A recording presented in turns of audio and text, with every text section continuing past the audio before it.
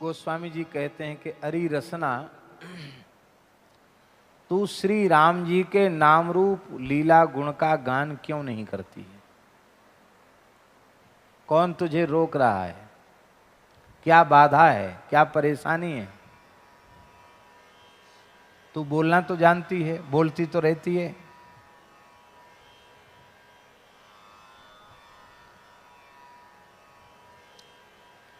तो राम जी का नाम बोलने में तुझे कौन सी बाधा पड़ती है? राम जी का गुणगान करने में तुझे कौन सी बाधा पड़ रही है?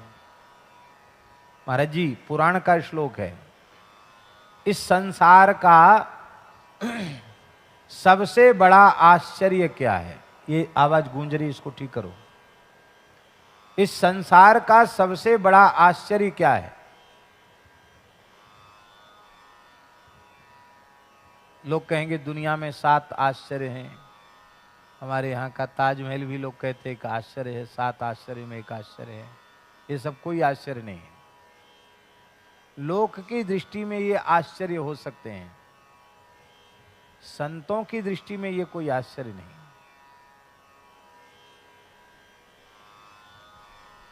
संतों की दृष्टि में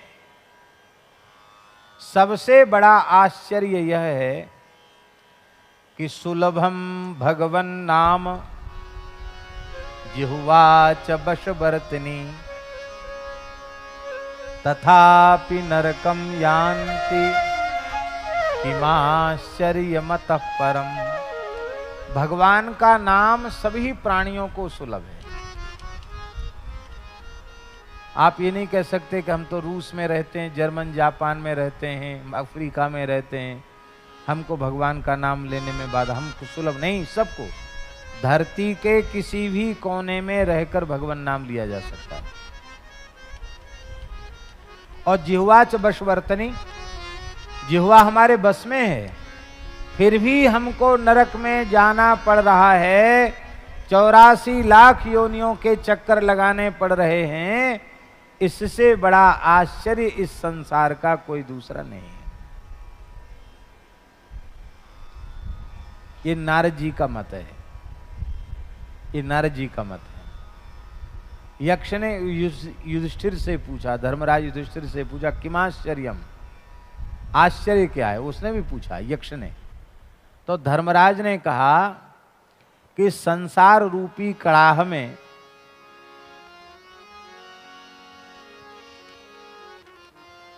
त्रिविध ताप से तापित जीव उबाले जा रहे हैं।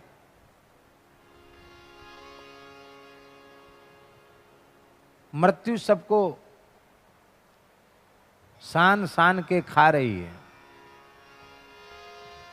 लेकिन शेषाह जीवितुम इच्छन्ति, जो काल कबलित हो गए वो तो गए काल के गाल में।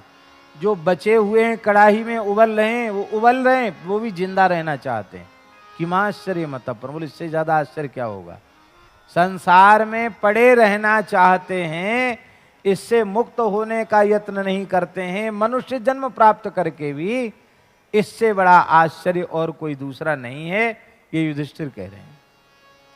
तो संसार चक्र से छूटने का यत्न क्या है? साधन क्या है? बोले काहे ना रसना राम ही गावहीं। हरि रसना, तू राम जी का गुणगान क्यों नहीं करती? सबसे सरल साधन यही है।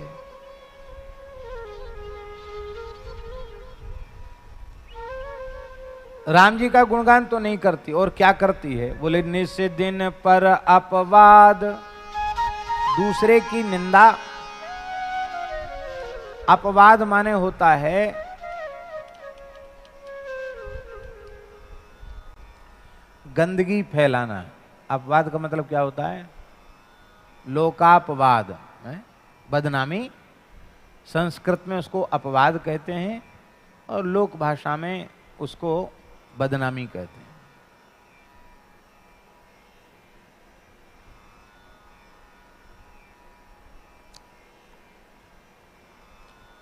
सज्जन व्यक्ति का कर्तव्य है कि अपनी कोई बुराई हो तो उसको अपने पूज्य गुरुजनों के सामने उजागर करके उसका प्रायश्चित पूछ ले प्रायश्चित कर ले, ये सज्जन का कर्तव्य है। और किसी की भी बड़ी से बड़ी बुराई, बड़े से बड़ा दोष सुनाई पड़ जाए या दिखाई पड़ जाए तो उस गंदगी को आगे न फैलावे, वहीं खत्म कर दे उसको।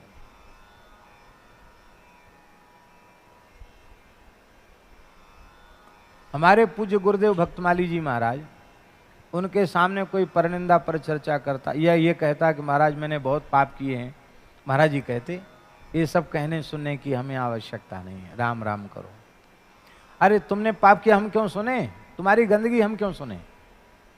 हम सुने फिर सुनकर दूसरे को सुनावें। तो हम अच्छी विचारधारा ज्यादा से ज्यादा फैलावें, ये तो अच्छी बात है। गंदगी को हम क्यों फैलावें? पर हमारी जिह्वा कथा कीर्तन को प्रसारित नहीं करती है।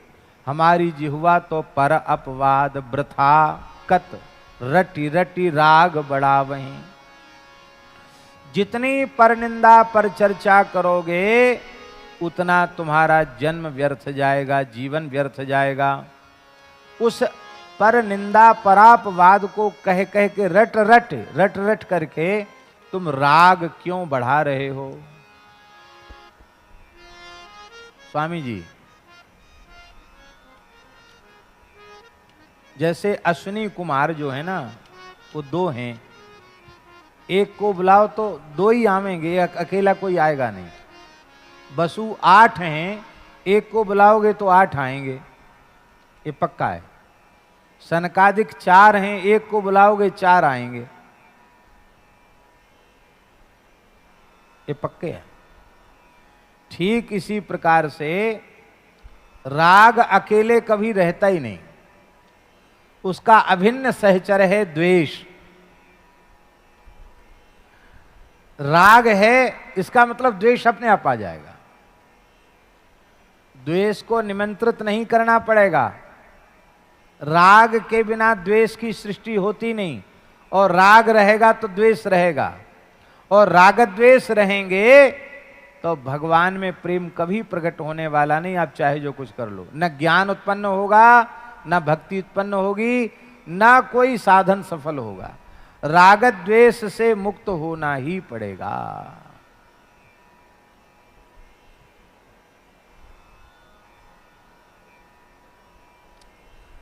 राग रहित होना बहुत आवश्यक है। ये राग द्वेष हैं क्या? बोले ये राग द्वेष उल्लू हैं। कौन है ये? राग द्वेष उल्लू हैं, उलूक पक्षी हैं, राग द्वेष उल्लू हैं। और उल्लुओं का अस्तित्व दिन में नहीं रहता। कब रहता अस्तित्व? रात में। दिन में तो उल्लुओं को दिखता ही नहीं। जिन भगवान सूर्य नारायण के प्रकाश में सबको दिखता है, उल्लुओं की दृष्टि में तो सूर्य का अस्तित्व ही नहीं है। पूज्य बक्सर वाले मामा जी कहते थे कि एक बार अखिल ब्रह्मांड स्तर का उलूक सम्मेलन हुआ, उल्लुओं का सम्मेलन। अखिल भारतीय नहीं, पूरे ब्रह्मांड के उल्लू एक जगह इकट्ठे हुए और उन्होंने बड़ा लंबा चौड़ा शास्त्रार्थ किया और इस सर्वसम्मति से घोषणा कर दी कि सारी दुनिया झूठ बोल रही है कि सूर्य सूर्य सूर्य कुछ नहीं। सूर्य नाम की कोई वस्तु इस ब्रह्मांड में है ही नहीं। तो मामा जी कहते थे, क्या उल्लुओं के अधिवेशन में फैसला कर देने से सूर्य का अस्तित्व मिट जाएगा? तो बोले उल्लुओं की कमी है। बोले कमी उनकी भी नहीं है, उन बेचारों को दिखता ही नहीं सूर्य। ध्यान में आई बात? नहीं आई। जब तक संसार रहेगा, शरीर रहेगा। शरीर और संसार दो नहीं है, एक ही है, जाति एक ही है इनकी।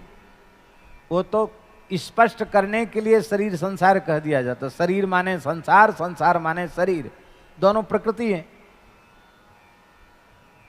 प्रकृति से अलग तो नहीं है।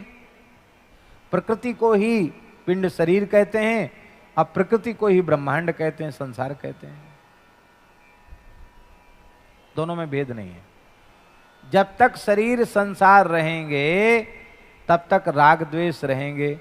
पूरी तरह राग द्वेष मिट जाएगा तो संसार समाप्त हो जाएगा।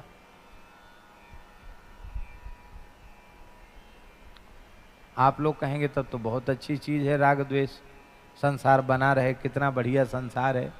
अरे भाई, ये ईंट पत्थर और ये व्यक्ति तो जैसे थे वैसे बने रहेंगे। धाता यथा पूर्वम अकल्पयत। तुम्हारा संसार नष्ट हो जाएगा, और जब तुम्हारा संसार नष्ट हो जाएगा तो जड़ चेतन जग जीव जत सकल राम मैं जान। बंदऊं तिनके पद कमल सदा जोरि जुग पान। सिय राम मैं सब जग जानी करऊं प्रणाम जोरि जुग पानी।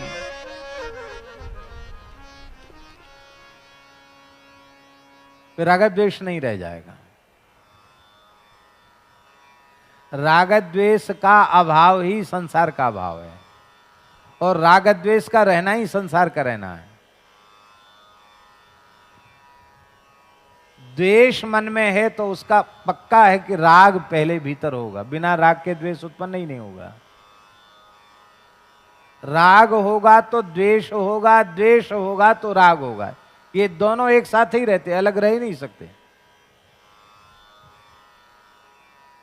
और रहना तो इनको है ही है, क्योंकि ये बिल्कुल भी नहीं रहेंगे सृष्टि में तो सृष्टि ही नहीं रहेगी। संस्कृति का चक्र ही अवरुद्ध हो जाएगा। तो इन उल्लुओं को अंधा हम कैसे बनावें? ये रागद्वेष रूपी उल्लू हमारे जीवन में अंधे कैसे हों? गोस्वामी जी ने उपाय बताया है। ममता तरुण तमी अंधियारी।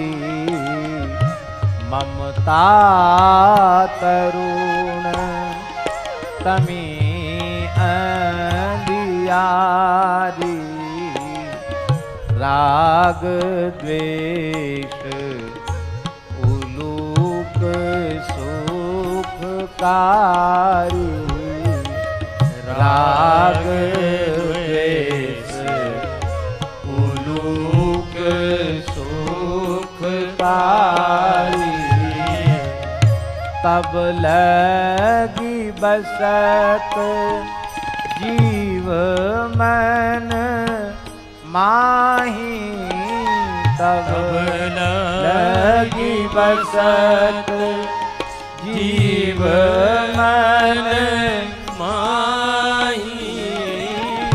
जब लगी प्रभु प्रताप रवि नाही।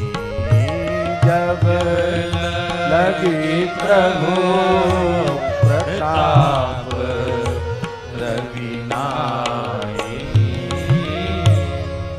ममता रूपी तरुण रात्रि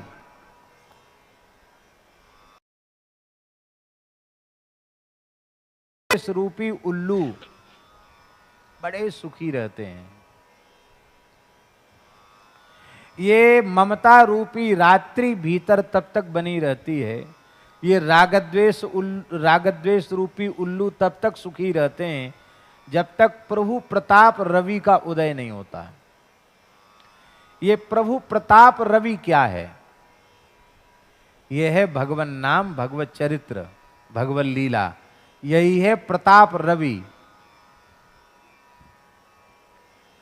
श्री नाम का आश्रय लिए बिना और भगवान की मंगलमयी लीलाओं का, कथाओं का आश्रय लिए बिना, लीला कथा का आश्रय लिए बिना, ये बात बिल्कुल पक्की है, भगवान के प्रभाव प्रताप स्वभाव रूपी सूर्य का उदय हृदय में नहीं होगा, नहीं होगा, नहीं होगा। भगवान के प्रताप रूपी सूर्य को आप हृदय में उदित करना चाहते हैं, और जब उदित हो जाएंगे तो क्या होगा, उससे क्या होगा? अरे सूर्य के उदित होने पर रात्रि चली जाएगी। कौन की रात्रि? ममता रूपी रात्रि चली जाएगी।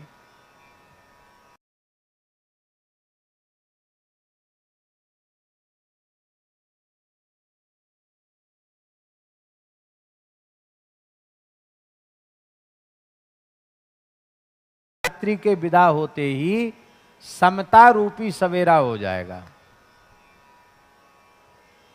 समोहम सर्वभूतेषु न मे द्वेष्योस्ति न प्रियः। ये है समता, समोहम सर्वभूतेषु।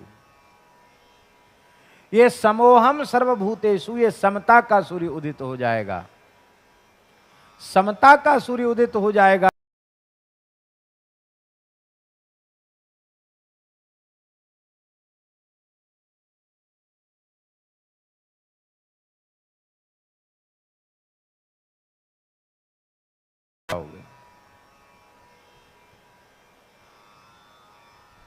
संसार तो जैसा था वैसा ही रहेगा, ऐसा है वो रहेगा भी, लेकिन तुम्हारे लिए संसार का अस्तित्व मिट जाएगा।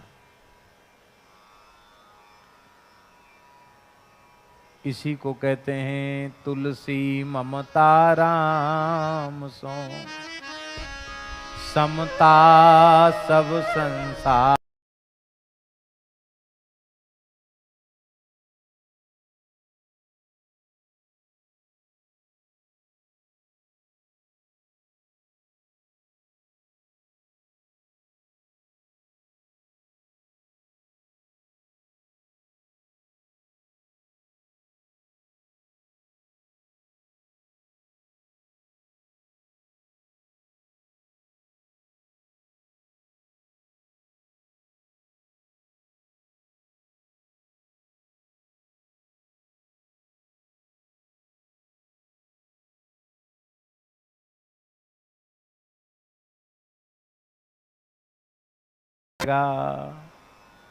इसलिए तू राम नाम का जप क्यों नहीं करता है, राम नाम को रटता क्यों नहीं है? देखिए, राम नाम लेने में कोई बाधा नहीं, और उस राम नाम को तुम लेते नहीं हो। पर निंदा पर चर्चा में अपनी जिह्वा को तिरस्कृत कर रहे हो, नष्ट कर रहे हो। राग बढ़ा, वही राग को बढ़ा रहे हो, द्वेष को बढ़ा रहे हो। तुम स्वयं संसार के चक्र में पिस रहे हो, जा रहे हो, कूद रहे हो। संसार की आग में कोई धकेल नहीं रहा है तुमको। तुम स्वयं अपनी जिह्वा का दुरुपयोग करके, परनिंदा पर चर्चा करके, अपनी जिह्वा को जिह्वा का तिरस्कार करके, रसना का तिरस्कार करके तुम स्वयं नरक की ओर जा रहे हो। अरे भले आदमी, विचार तो करो। नर मुख सुंदर, कितना सुंदर मनुष्य का मुख तुमको मिला है। भेड़ बनते तो कीर्तन कर पाते? भैं भैं ऐसे करना पड़ता। बकरी बनते तो मैं ऐसे करना पड़ता। गधा बनते तो हेंचू हेंचू करना पड़ता। सुअर बनते तो सुअर की आवाज निकालनी पड़ती। हम कोई सब आवाज निकालना जानते नहीं है, पर राम राम तो नहीं कर पाते। कितना सुंदर भगवान ने मनुष्य का शरीर दिया है, कितना बढ़िया मनुष्य का मुख दिया है, कैसी सुंदर जिह्वा दी है। कितने विविध राग रागनियों में लोग अपने कंठ से स्वर निकालते हैं। ये जितने बाजा बने हैं ना संसार में, मनुष्य के बने, वो सब बाजे पीछे हैं। ये बाजा सबसे ऊंचा बाजा है। कंठ से श्रेष्ठ कोई बाजा नहीं, जिह्वा से ऊंचा कोई इंस्ट्रूमेंट नहीं, कोई वाद्य नहीं। आप सब कुछ इससे निकाल सकते हो।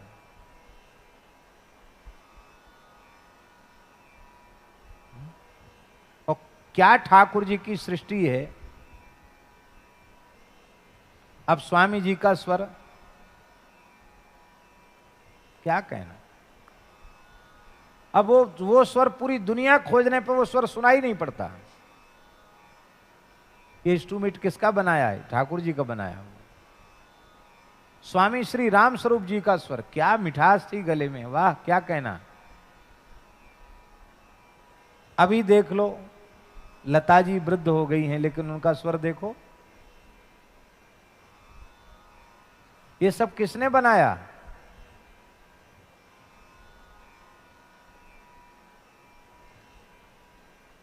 गवैया भी, लोक संगीत गाने वाले भी एक से एक हुए। कम समय तक जीवित रहे मुकेश जी, लेकिन उनका स्वर देख लो।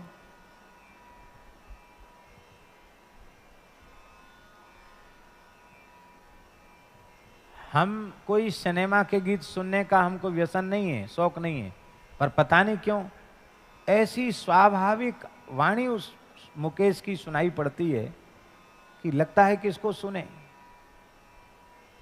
ये किसका बनाया हुआ कंठ है? ठाकुर जी का बनाया हुआ। इतना सुंदर मनुष्य का शरीर भगवान ने तुम्हें प्रदान किया है, इतनी सुंदर जिह्वा दी है, इतना सुंदर कंठ दिया है, फिर भी तुम परनिंदा परचर्चा में समय बर्बाद कर रहे हो। अपने कंठ से, अपनी जिह्वा से भगवान नाम को गा नहीं रहे हो। बहुत से लोग एक बात कहते हैं, क्या करें महाराज जी, हमको गाना नहीं आता है।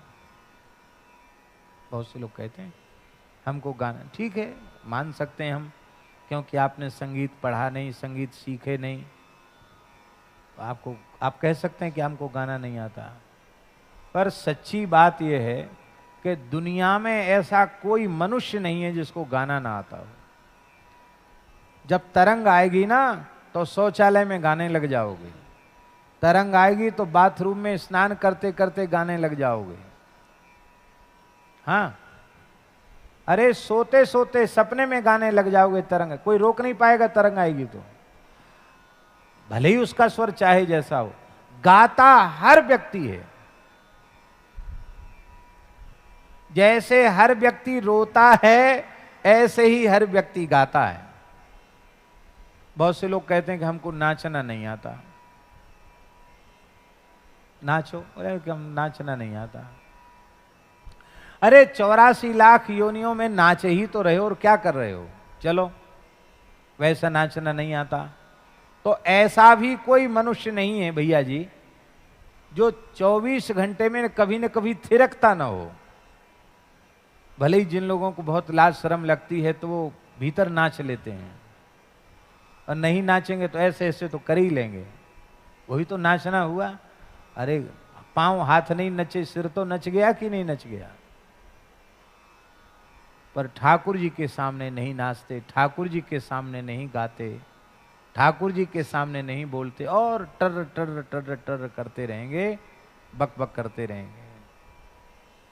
नख सिख नर मुख सुंदर, कितना सुंदर मनुष्य का मुख है। नर मुख सुंदर मंदिर पावन, ये मंदिर है। मंदिर किसको कहते हैं महाराज जी?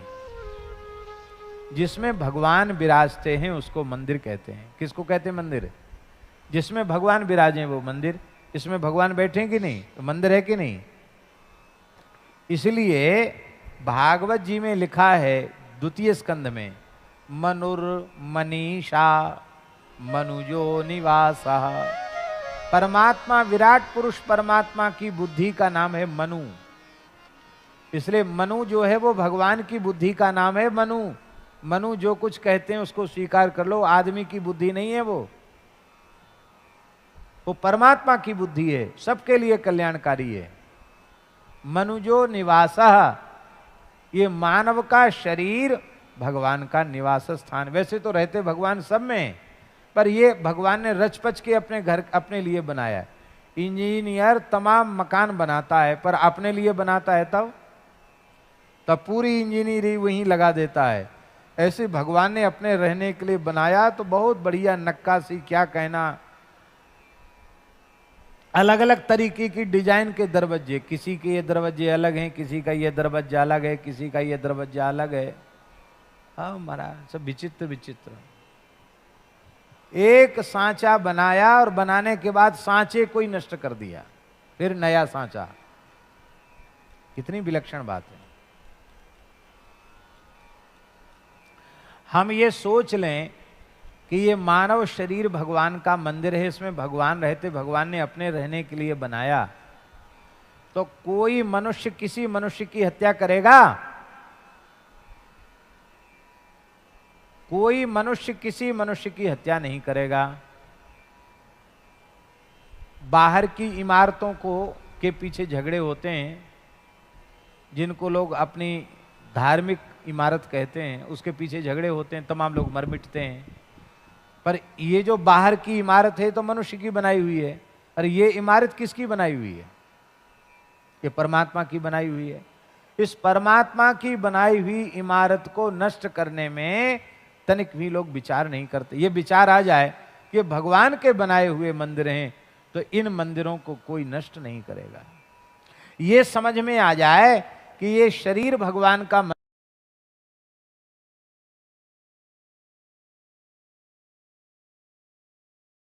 जाता है, अपेय जाता है मंदिर में, बोलो, मध्यमांस मंदिर में जाता है, प्याज लहसुन मंदिर में जाता है? बिल्कुल नहीं जाता। इसका मतलब है ये हम स्वीकार कर लें कि भगवान का मंदिर है, तो इतने मात्र से हमारे हृदय में दया करुणा आदि सद्गुण आ जाएंगे, हमारा आहार शुद्ध हो जाएगा। क्यों? भगवान के मंदिर में कोई गंदी चीज थोड़ी पटकेगा, पवित्र वस्तु ही भगवान के मंदिर में जाएगी, जो भगवान को भोग लग सकती हो।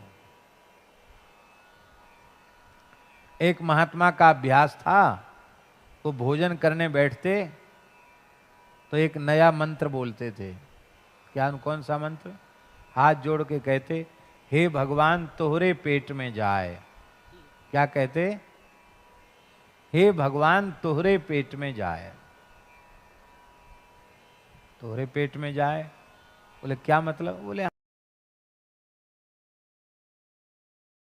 बैठे हुए भगवान, उनको प्यास लगती है तो उनको पानी पिला देते हैं, उनको भूख लगती है तो उनको भोजन करा देते हैं। जितने पानी पीकर वो संतुष्ट हो जाते, कहते हैं बस बंद, बस हो गया तो बंद कर देते हैं। जितने भोजन से संतुष्ट हो जाते, वो ठीक है पूरा हो गया तो ठीक है पूरा हो गया, ना हम कुछ खाते हैं ना पीते हैं। हे भगवान तोहरे पेट में जाए।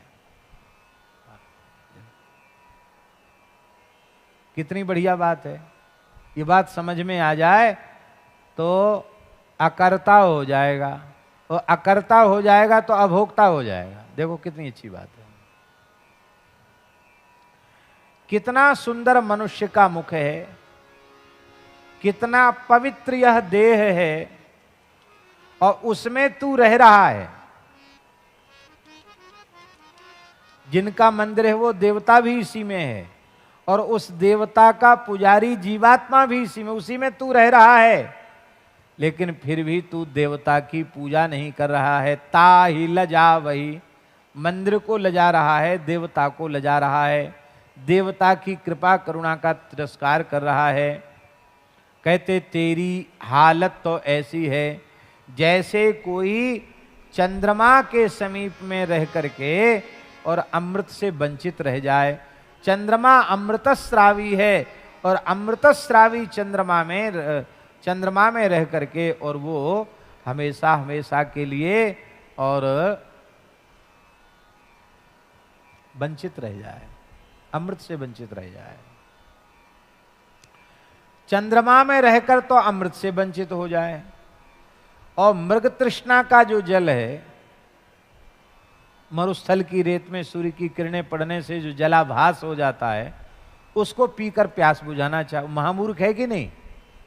जिस चंद्रमा से अमृत झर रहा है उसको तो पिया नहीं, और अब मृग तृष्णा रूपी जल को पी करके अपनी प्यास बुझाना चाहता है। यदि मानव शरीर प्राप्त करके, नक्सिक सुंदर शरीर प्राप्त करके, इतनी सुंदर जिह्वा प्राप्त करके भी भगवत गुणगान नहीं करता है, तो वह तो उस मूर्ख के समान है। और कथा नहीं सुनता, जबरदस्ती कथा सुनानी पड़ती है, जबरदस्ती प्रतिबंध लगा लगा के कथा सुनानी पड़ती है कि नहीं कथा सुनोगे तो ऐसा करेंगे, नहीं कथा सुनोगे तो ऐसा करेंगे।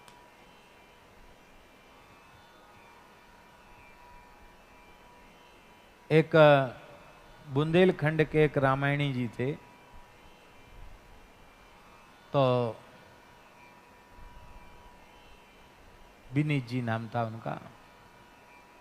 तो पूज्य हमारे महाराज जी भक्तमाली जी महाराज उनसे बड़ा प्रेम रखते थे वो।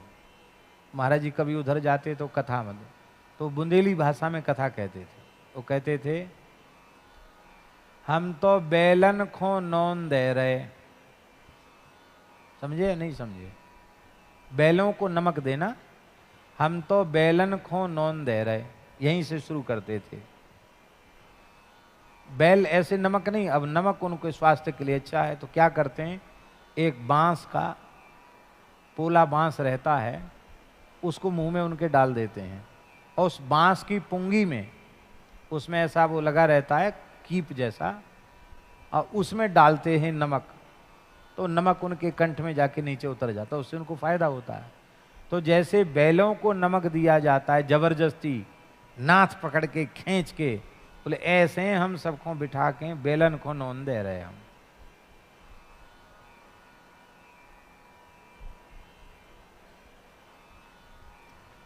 ये स्थिति है। भगवान की कथा में मन नहीं लगता, कीर्तन में मन नहीं लगता। देखिए अपराधी तो हम खुद भी हैं। जिन लोगों की बहुत विशेष कोई बाध्यता है, अब कई महापुरुष ऐसे हैं जो 1:30-2 बजे रात को बैठ जाते हैं, 8 बजे तक एक आसन से बैठते हैं, उनके लिए तो कोई बाध्यता नहीं, उनका नियम है, 50 वर्ष से नियम चला आ रहा, उनके लिए तो कोई बाध्यता नहीं है। पर जो लोग पड़े पड़े सोते हैं 6 बजे तक, और यहाँ 5 बजे इतना सुंदर प्रार्थना हो रही थी, इतना सुंदर स्वामी जी का प्रवचन, यहाँ तो हॉल में बढ़िया नहीं सुनाई पड़ता है भले ही, लेकिन हमारे कुटिया में जहाँ दास का आसन है वहाँ तो ऐसे लग रहा था कि जैसे हमारे कान पर ही प्रार्थना बज रही हो और पूरी स्वामी जी की एक एक बात स्पष्ट सुनाई पड़ रही थी। तो लोग नहीं गए। कितने लोग आए? बहुत कम लोग आए। आना चाहिए कि नहीं? जीवन के प्रभात में सवेरे सवेरे 5 बजे गीता में जो अर्जुन ने स्तुति की है, उस स्तुति के द्वारा हम भगवान को पुकारें, और फिर स्वामी जी जैसे महान संत की तपःपूत वाणी, भजन से पवित्र वाणी सुनने को मिले तो पूरा दिन मंगलमय हो जाए। लेकिन हम लोग नहीं सुनते। हमको भी आना चाहिए, लेकिन हमने इस समय कुछ ऐसा नियम बनाया है, विचार करते हैं कि भले ही हमको सोने में तनिक विलंब हो, लेकिन 3:30 बजे हम उठ जाएं और स्नान करके 4 से 6 2 घंटे में हम अपना नित्य नियम कर लें। तो अभी राम जी की दया से, संतों की कृपा से वो 4 से 6 वाला नियम निभ रहा है। यद्यपि आलस तो कहता है कि नहीं नहीं पड़े रहो, 1 बजे हो गया था और देर हो गई, यूं हो गया, तो बहाने बहुत हैं, लेकिन वो बहाने हो तो बहाने ही बहाने हैं। दिन में भी विश्राम का कई बार अवसर मिलता नहीं, तो शरीर पर उसका प्रभाव होता है। लेकिन हम आपको कहते हैं इतना सुख मिलता है सवेरे सवेरे नित्य नियम कर लेने से, क्या कहना, बहुत सुख मिलता है। फिर ये चिकित्सक कहते हैं कि घूमोगे नहीं तो और शरीर बर्बाद हो जाएगा, 6 बजे 1 घंटा कम से कम घूमो। तो इसमें हमारी न तो रुचि है न विशेष श्रद्धा है, लेकिन फिर भी बहुत से महात्मा लोग भी कहने लग गए और भी लोग कहने लगे कि जरूर थोड़ा बहुत घूमो फिरो, और घूमने भी जाना पड़ता है, जाते नहीं जाना पड़ता है। अब उसमें से 1-2 काम भी कोई आगे पीछे कर दें तो फिर सब काम पीछे होते होते सब काम पीछे हो जाता है। इच्छा हमारी भी आज हो रही थी कि हम यहीं आकर अपना नित्य नियम कर लें। हम ये कहना चाह रहे हैं महाराज जी कि कथा कीर्तन में बिल्कुल मन नहीं लगता, लीला दर्शन में मन नहीं लगता। काम कथा कलि कैरव चंदनी, यदि कलयुग की चांदनी रात्रि का विस्तार करना चाहते हैं, कलयुग की कुमुदनी खिलाना चाहते हैं, तो आप राम कथा कभी मत सुनो। कृष्ण कथा कभी मत सुनो, काम कथा सुनो। हम अपने जीवन में कली का प्रभाव निरंतर बढ़ाते चले जा रहे हैं। कैसे बढ़ा रहे हैं? काम कथा सुन करके। काम कथा माने, काम कथा किसको कहते हैं? सरल परिभाषा बताएं, सबसे सरल परिभाषा। राम कथा से अतिरिक्त जो कुछ भी है सब काम कथा है। राम कथा कृष्ण कथा को छोड़ के जो कुछ कहते हैं वो सब काम कथा है।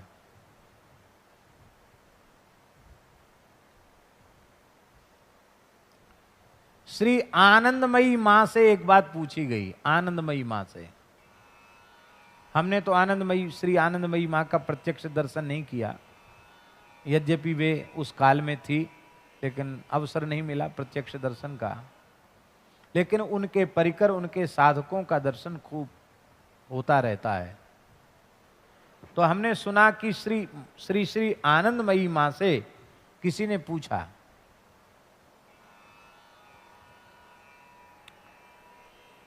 कि कथा का स्वरूप क्या है। तो उन्होंने कहा, आनंदमयी मां ने कहा, हरि हरिदास कथा कथा बाकी सब व्यथा। क्या कहा?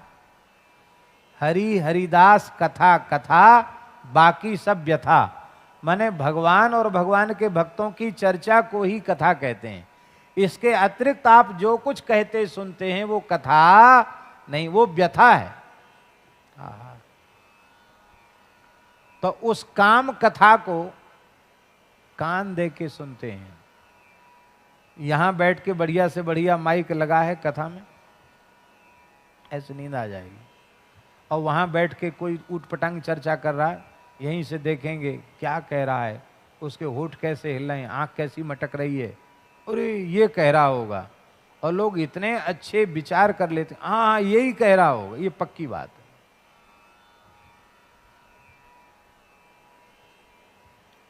विचित्र लोग हैं महाराज जी। आपको एक बात सुन के बहुत आश्चर्य होगा। अब तो पता नहीं ऐसा होता कि नहीं, छोटे स्कूलों में खाली स्थान भरो, पेपर में आता रिक्त स्थान भरो। कक्षा 7 की बात बता रहे हैं हम। कक्षा 7 में पढ़ रहे थे, परीक्षा का अवसर था। तो दिल्ली में है, दिल्ली में बगीचा है, दिल्ली में ये है वो है, तमाम चीजें लिखी रहती हैं। और उधर कई चीजें लिखी रहती, उसमें एक में राइट लगाना है क्या है दिल्ली में। तो दिल्ली में कुतुब मीनार है। क्या?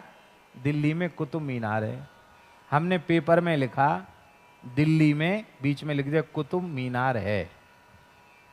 और उस लाइन में गांव की इसकी बात है, वो तो इस कुर्सी टेबल नहीं होते थे, पेड़ के नीचे परीक्षाएं हो जाती थी। उधर बैठा था एक लड़का, अहीर का, यादव का। उसने ऐसे उजक उजक के देखा वहां से उसको समझ में नहीं आया क्या, तो उसने लिखा दिल्ली में कुतिया बीमार है।